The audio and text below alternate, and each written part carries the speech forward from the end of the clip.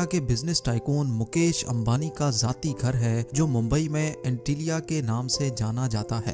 कई एस्टीमेट्स के मुताबिक इस घर की कीमत $2 बिलियन यानी 15,000 करोड़ रुपए है।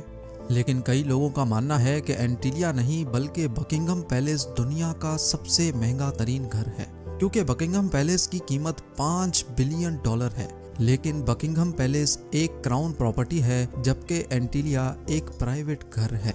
अगर ये कहा जाए कि एंटीलिया दुनिया का सबसे महंगा तरीन प्राइवेट घर है तो गलत नहीं होगा। इस आलीशान घर में ऐसा क्या है जो ये दुनिया का सबसे महंगा घर कहलाया जाता है, ये आप जानेंगे आज की इस वीडियो में। इस घर में कई कमरे ऐसे हैं जिनकी छतें दुगनी हैं, जिसकी वजह से ये 27 मंजिला इमारत 50 या 60 स्टोरी बिल्डिंग लगती है। एंटीलिया के शुरू के 6 फ्लोर्स पे एक आलीशान कार पार्किंग एरिया बना हुआ है। इस कार पार्किंग एरिया में 170 गाड़ियां एक ही वक्त में पार्क हो सकती हैं।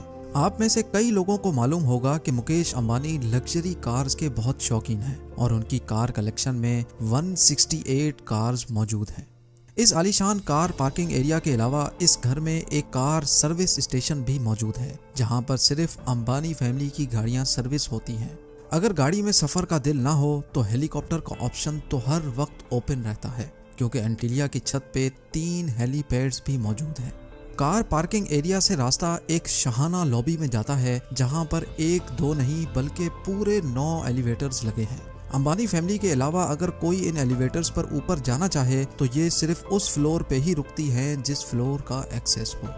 उसके ऊपर 2 फ्लोर्स पर मुश्तमिल एक रिक्रिएशनल सेंटर मौजूद है, जहां पर स्विमिंग पूल, जिम्नेजियम, जूस बार, डांस स्टूडियो और योगा स्टूडियो मौजूद हैं।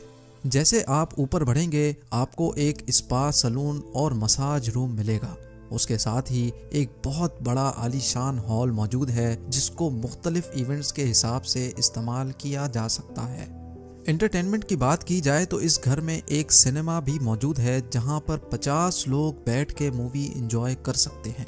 इस घर में बेशुमार टेरेसेस और बालकनीज मौजूद हैं, जहां पर प्लांटेशन देखी जा सकती है। साथ ही साथ एंटीलिया की दीवारों पर भी प्लांटेशन देखने में आती है, जिसका मकसद गर्मी के मौसम में दीवारों और घर के कमरों को ठंडा रखना है।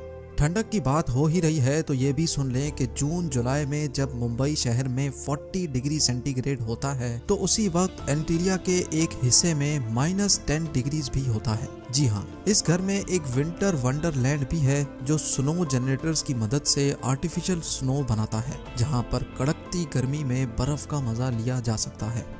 इस आलीशान स्ट्रक्चर का डिजाइन चिकागो की एक architecture firm Perkins and Wills ने किया है, जबकि इंटीरियर डिजाइन एक ऑस्ट्रेलियन कंपनी सिमिक ग्रुप ने किया है।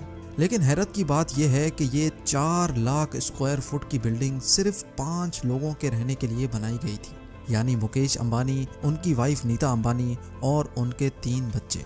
लेकिन इससे भी ज्यादा हैरत की बात यह है कि इन 5 लोगों की खिदमत के लिए और इस आलीशान घर की देखभाल के लिए 600 लोगों का स्टाफ रखा गया है, जिसमें chefs, cleaners, drivers, security staff, electricians और प्लम्बर्स शामिल हैं।